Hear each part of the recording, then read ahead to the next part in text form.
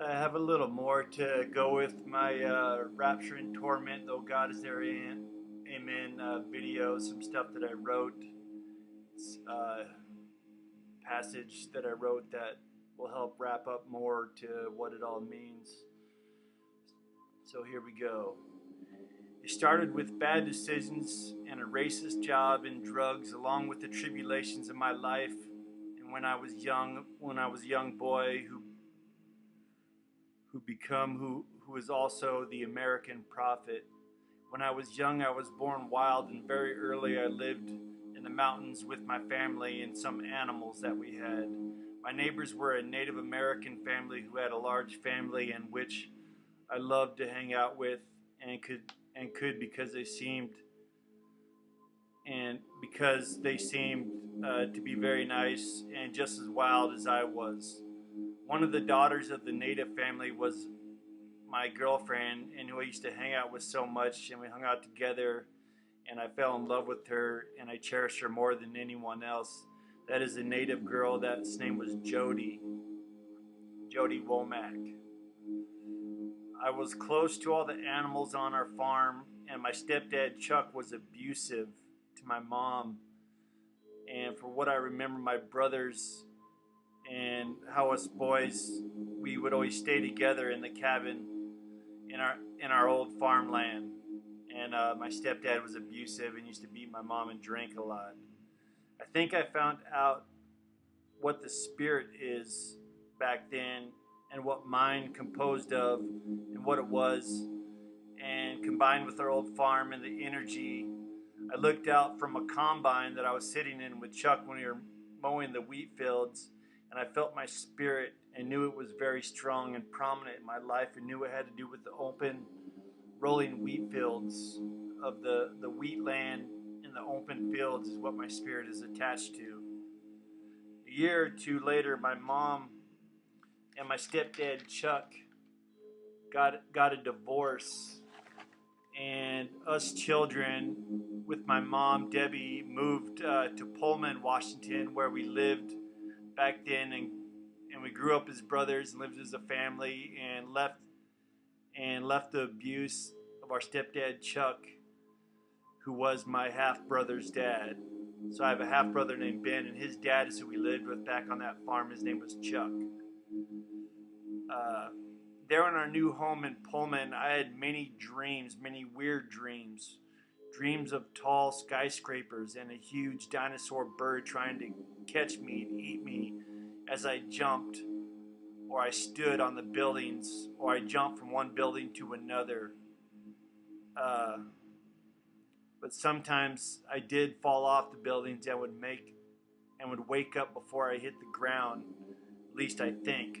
I think one time I hit the ground and I didn't wake up, and I found out I was in something, which is kind of weird. This dream happened often, and I somehow subconsciously knew something was wrong. But I was a young boy back then and hadn't ever seen a skyscraper, because I just lived here in the Palouse, here in the Northwest. But it was there for me, and it wasn't fun. But now, as of today, I think it was the 9/11 event that was prophetic, and it was happening in the prophecy and what I'm attached to that I dreamt of, and I felt the prophecy of the wizards and the Messiah. Meanwhile, my brothers and I stayed close in that city of Pullman, and we were going to school, and still felt like those wild farm boys from the mountains where we did grow up and stay close, and we played together, and of course we also fought too. We fought a lot, me and my brothers. I have 3 brothers. One's a half brother, the rest are biological brothers, and we fought and played a lot, and we were just wild boys. At school, I missed that native girl Jody, but I met Amanda at Jefferson Elementary and made myself her personal bodyguard and boyfriend. She was this little cute girl who I became friends with, who I was her bodyguard, and I was her best friend. And at that young age in Pullman, I would go over to her house and sit and lay there in her room and just fall in love with her. And she was so blonde that I thought she was an angel. And this is where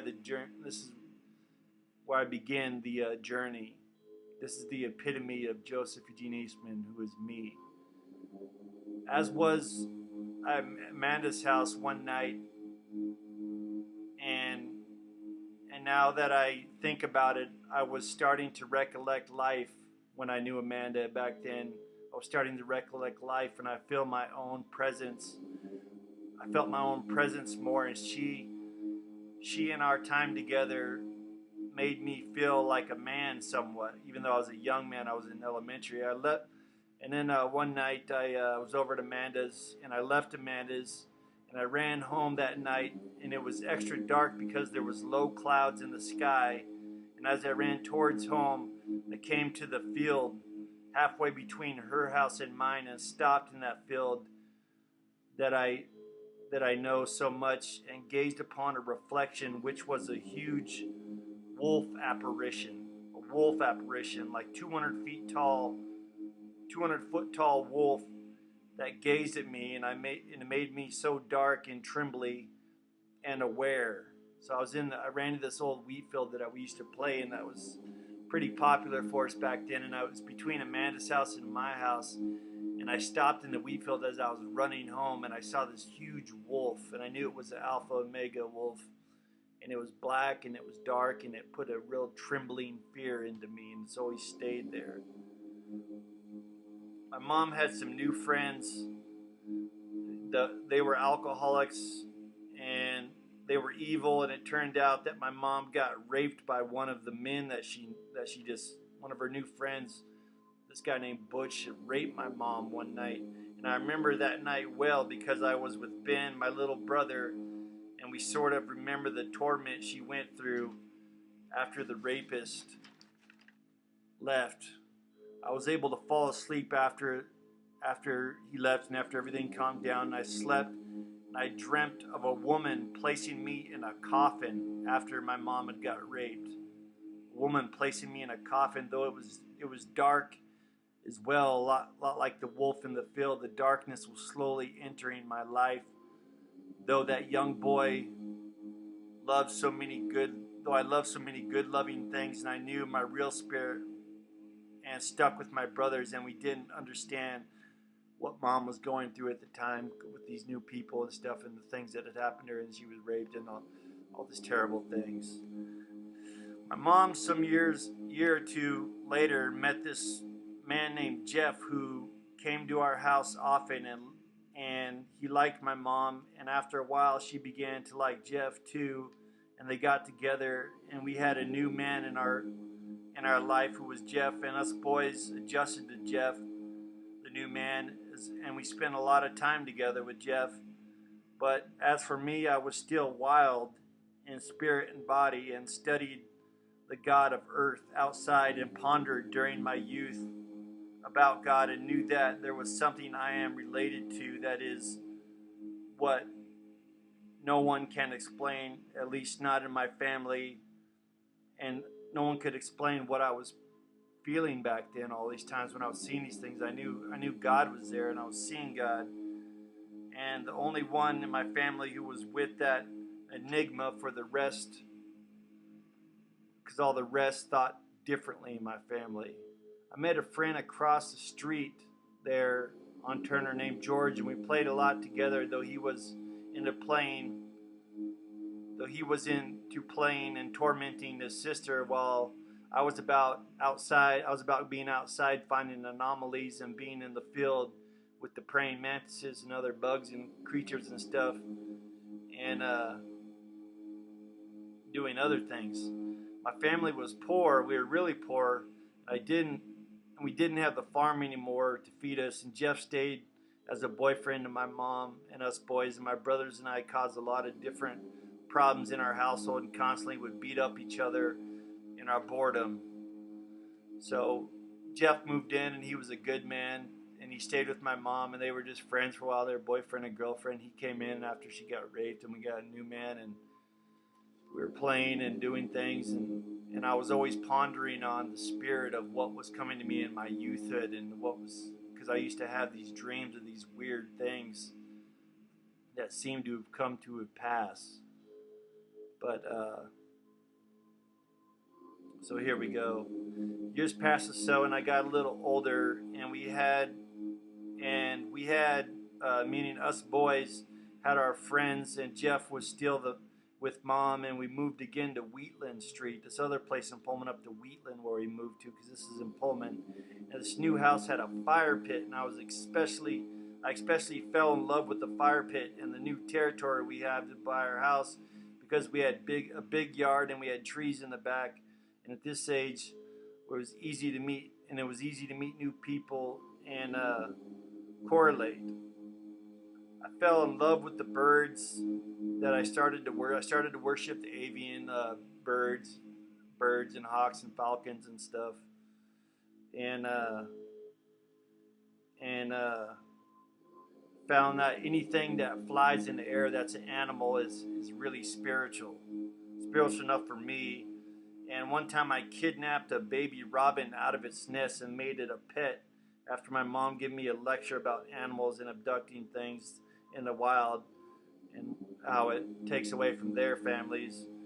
And nonetheless, I had that bird as a pet, that baby robin. She let me keep it for some reason. But you have to remember, simultaneously, we were going to school during all this time, and we were so into each other's lives.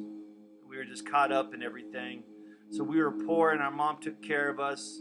And oh yeah, Eddie, Earl, and my dad's name is, my biological brother's Eddie Earl, and my dad's name is Edward Earl Eastman, and my mom divorced him when I was very young, and he didn't support us boys when we were growing up with my mom during all this, and my mom and him didn't get along that well at all. But she was still with Jeff during this, and Jeff is a rough man and a rugged man and a firm man. Back then, I was about 9 years old or so, and I thought of back then in the woods on our farm and with Jody, the native girl, and my family, and the sustenance of the spirit that I was with, and what it was always about for me. For it was good who I thought of, and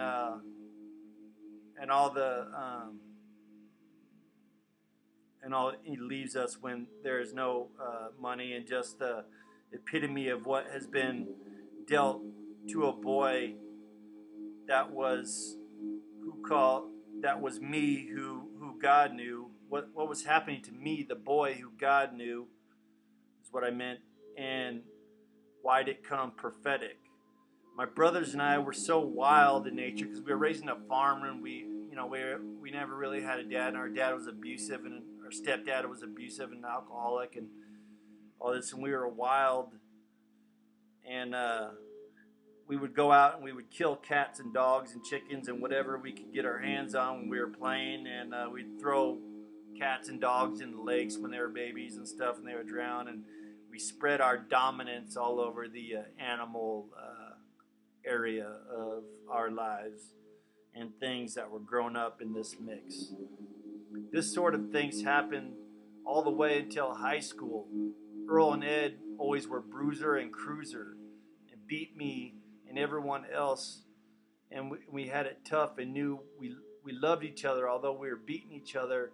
And all these years, we also protected ourselves with our family bonds, and Jeff was there with my mom throughout all these years, and we had sort of become a family. And Jeff had 3 daughters too, with his old wife, who was Marilyn, but he had 3 daughters that would come over, and us boys became close with the girls' presence and the girls, and it was good for us, I think, having so we kind of turned into like the Brady Bunch. We had me and my brothers, and then Jeff had 3 daughters who came over, and we would play with them, and we were all roughhousing. It was wild because we were just farm boys who were poor, who lived partly off the government and so forth. And Jeff was kind of always a wealthy man, but he wasn't married to my mom, and so we just correlated and whatnot. We mingled. We marinated together, that is all of us, and we boys, and went through puberty and became young men, and we tampered in society and sometimes got into trouble. But it would be me and Edward who would have a lot, me and my oldest brother Edward, who have a lot in common, and seeked our real father, our biological father, Edward Earl Eastman, and asked him if we could go live with him at this time when we were getting around high school, because he lives up there on his land on Orcas Island in his house. And at that time, Ed and I wanted to leave Mom's house and stay with our biological father, and so we did. But my world was still wild at the time, all the way up till I was 13, 14, and spiritually I was strong with me, and I was too curious for my own good, and knew I was chosen. I was the chosen one, because my burden was becoming more prevalent, but I was growing older, and I retaliated now for when people did things to me. I retaliated now for things done to me, and cared more for the wild spirit than understanding anything else. And I was engulfed in the unknown in my exonerations. So I ran through the field when I was a boy, and I saw the wolf that night, and I got put into a coffin when my mom was raped. And I had these darks, and I used to dream of being on the skyscrapers and having the dinosaur bird come and snatch me off the skyscrapers to try to get me. And I didn't even know what a skyscraper was back then. And then being put into the coffin, I think it was the raper's girlfriend, who was Linnea, who put me in the coffin but it's just a lot of dark stuff. The secret to my life is when I lived on Wheatland. This is the big secret, the thing that's huge. Wheatland Street, there where I lived, me, my brothers, and my mom had a cold winter night. Was present, and I laid awake there out in the living room when the rest of my family was asleep in their bedrooms, and something way powerful happened to me. I laid there face down next to the fire, and I started feeling odd and began having a squeaky voice in my head that at that young age was weird, and it translated as aliens. There were alien voices at that young age when I was, and they were coming, and they said they were search and destroy, and subconsciously I thought they were green, because I didn't really know what alien is. I just thought it was green, so I tried to mentally put them in trees and grass, because I thought they were green. I didn't know what an alien was. And because my energy said that I was hearing their voices and they were a threat, I thought I was trying to save the whole world and the planet from this alien invasion. But I was very young and really didn't know. Next, I saw the aliens that were telling me they were search and destroy, and they were attacking me.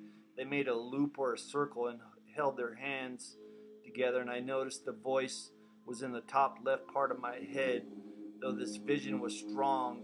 And for the matter, they did look green there when I saw them in the vision. And this happened probably in around 1986 or around this date in this time.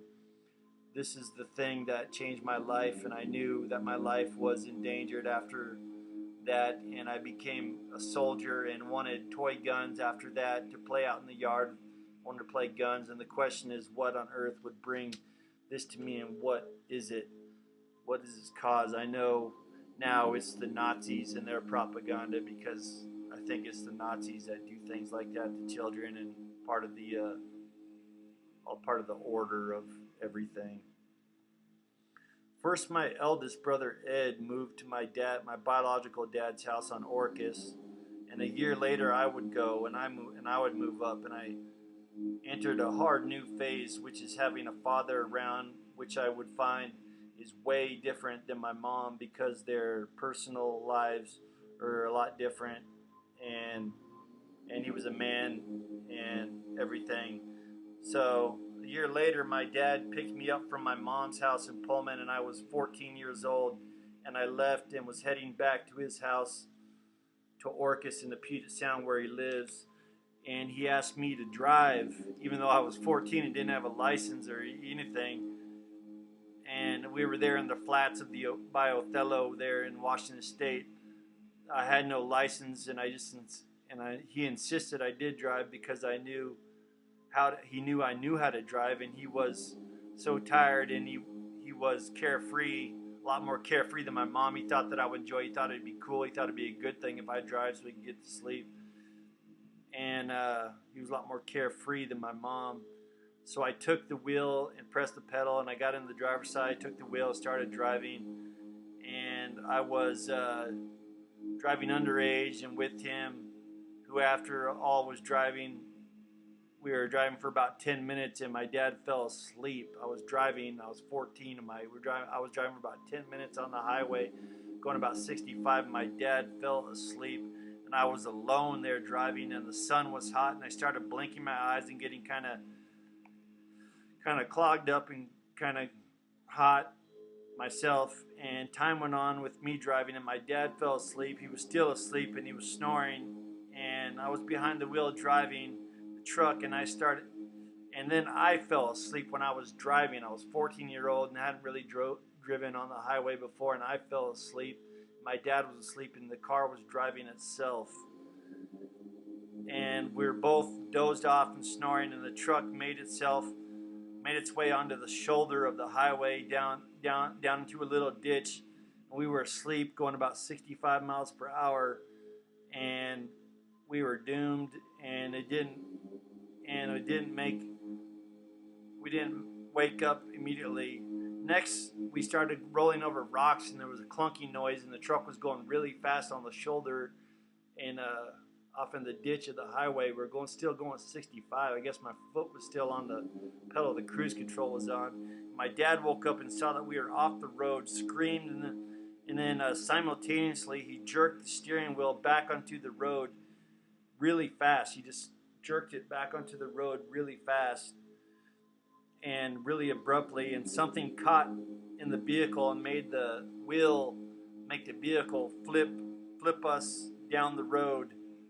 And we started rolling and flipping in my dad's truck down the highway, and hell and being scared is what we did feel and what was going on. We ended up in the center of the highway.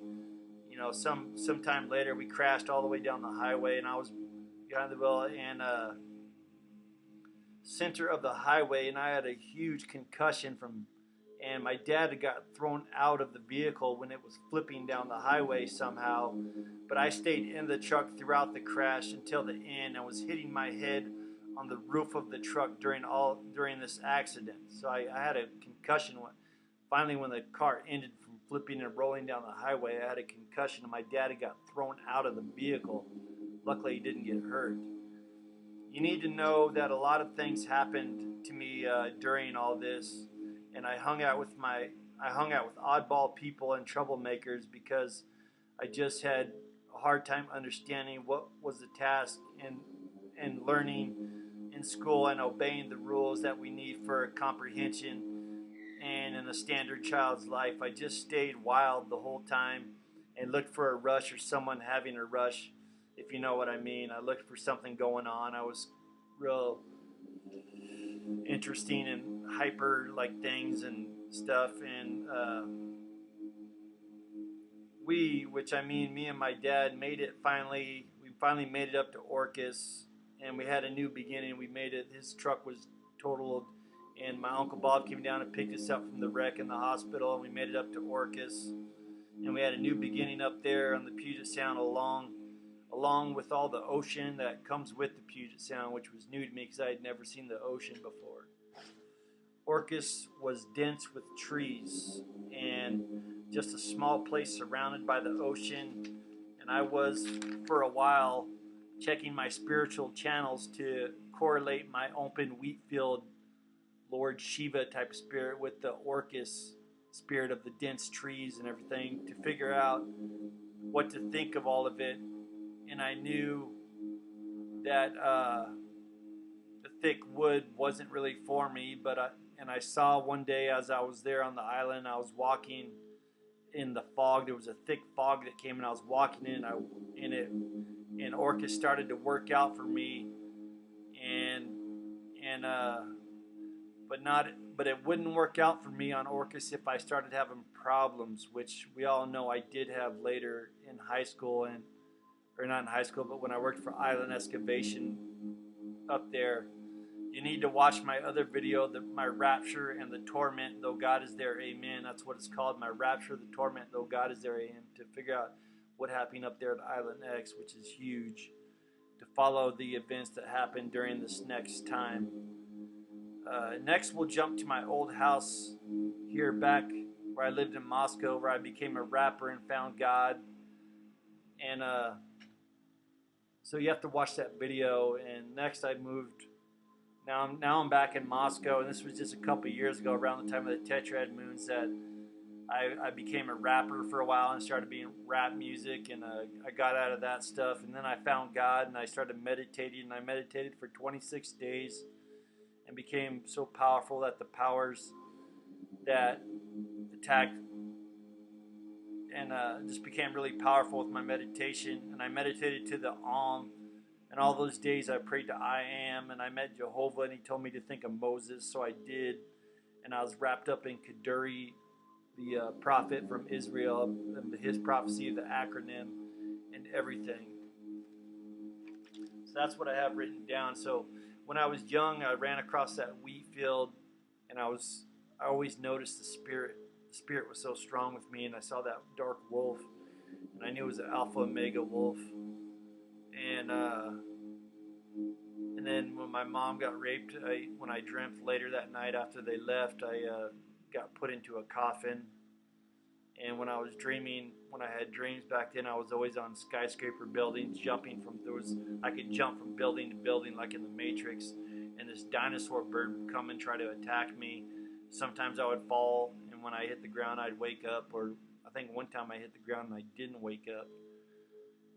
So I had sort of like a glitch, and then the coffin, and then just a spirit of wildness and being out there with my family who's from a farm, and being poor, and with a single mom, and then having all these things happen to moving to my dad's, and just moving around in Pullman, and there on Wheatland, where the hugest thing that happened to me on Wheatland, when those aliens said they were search and destroy, and they were coming, and I started seeing like trees. I thought they were trees, and I said I'll put you in trees, because I was trying to protect the earth, and I was just a little boy, and I said I'd put you in trees or grass because they were green. And then later I started having visions at a young age, and then I saw these aliens. They were all holding hands in a circle, and they made a loop. So but the weird thing is later on, when I got older, when I was meditating, I broke that loop, and I found out that it's just kind of like a Nazi thing that those aliens are all about, and an order that they have for society. And I kind of know who the men were who were doing that to me back then when I was a kid. And I also saw that I didn't say in that passage that I saw the 3 crosses, and I saw the 3 crosses, where Jesus was crucified in the 3 crosses. And so you have to watch my other video, my Rapture, the Torment, Though God Is There AM, to find out what was so big that happened at Island X, and correlates with this story. And what I'll talk about now is when I moved back to Orcas, I meditated. I was a rapper, and I became very intelligent because of my rapping. And I learned how to read and write really well.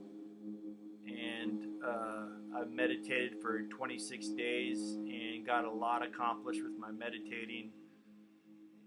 And one night, I started seeing Jehovah in a different way as a robot, and I started seeing Moses as a robot up in space, and they were protecting the planet. And there was a lot of laser shootings and stuff, and like a space station and stuff where Jehovah was actually up there, and I saw Kaduri up there, and some energy, some things came to me during my meditation that made me really powerful. And one night in my room, Obama came to me in a vision. He was in this white cloud, or this white stuff, this white aura, and he said, "Look, I don't know who you are." And then he looked right, and then he left. And then the Pope or someone tried to possess me, and my powerful was too strong. And I saw Jesus holding these rings and giving me stuff. And I think that night I might have been Yehoshua, or Kaduri's return of who Yehoshua was, or whoever. But and then later on, they found out who I was and attacked me. And and I got so powerful that I was seeing things out in nature and saw a whole different aspect of a way to do things, and I found out secrets of things. And but I'll make another video soon and explain those things. So God bless.